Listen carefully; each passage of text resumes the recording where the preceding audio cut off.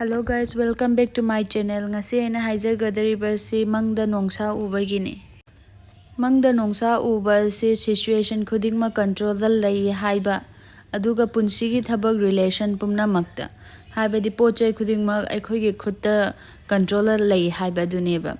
Lion uba si transformation nga chumari laine haide aikhoi da ahongba lakpa adu singa chumari laine haineba. Asisida ina makhal khara khaidok charamge nongsana tapna ingna leiba uragana isagi thabak adegi relationship personal growth ta aphaba kaya piri isagi strengths khanglakpagi matam oire haibadugi message adu piri aduga nongsa aduna attack tawbagi mawongda uragana isagi punsida challenge kaya ama lakani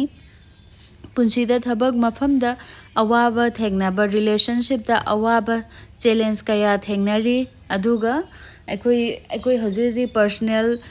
life tasu adum stress leiba khangde adum nungai taba khangde adumaina awaba khara adum mayokna badu aduduneba aduga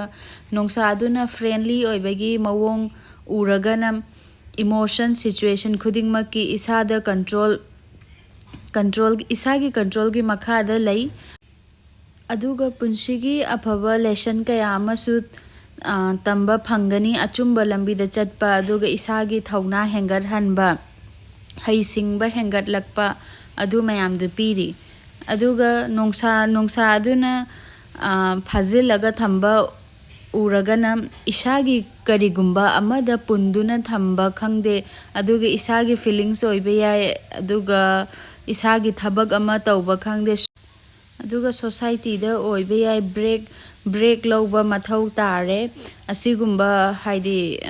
negative energy personal natraga professional mafam kaya da negative energy khara phawba nungai taba.